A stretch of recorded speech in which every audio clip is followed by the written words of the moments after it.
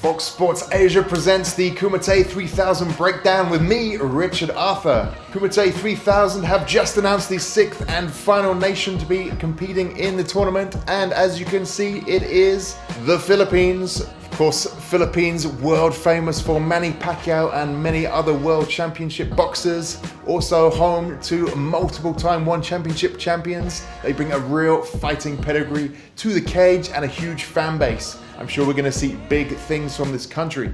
So without further ado, we are going to be speaking to Mr. Alvin Aguilar, the founder of URCC Global, the #1 and leading and oldest MMA promotion in the country. Alvin, how are you doing? I'm good. How are you guys? Very well, thank you. Thank you very much for being here today. Of course. Thank you for having me. So Alvin, you've been involved in the mixed martial arts scene in Philippines for many years now. You founded URCC, you're involved with wrestling, many gyms. How's the journey been for you? Yeah, it's been an awesome journey. We started all these movements in the Philippines. It was like there was nothing here. But then 20 years later, you see all these MMA gyms everywhere. 20 years later, Philippines is now producing multiple time world champions around the world. Obviously one championship, yourselves, URCC, PXC. What is it that the Philippines fighters bring to the table? Well, what they really bring to the table is their heart. I mean, Filipinos are always used to adversity. So, you know what?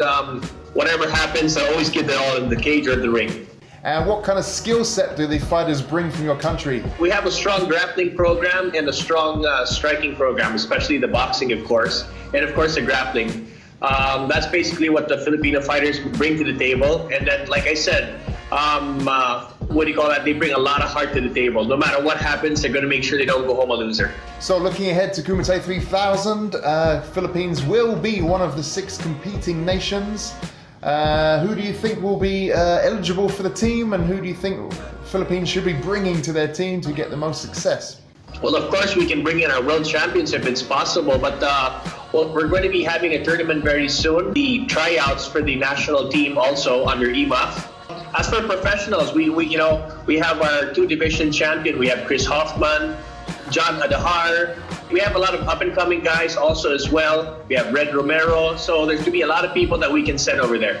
You may be slightly biased, but what do you think the Philippine team's chances are going to be at Kumite 3000?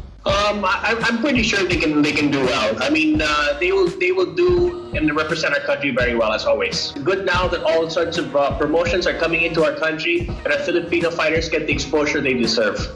Okay, we very much look forward to having you there and wish you all the best success in the tournament. So that is it. We have the 6 competing nations. We will have 4 events over the year 2019. What about yourselves? Who do you think will be crowned champions of Kumite 3000? This has been Richard Arthur with the Kumite 3000 breakdown here at Fox Sport Asia. Stay tuned for all the latest news with Kumite 3000.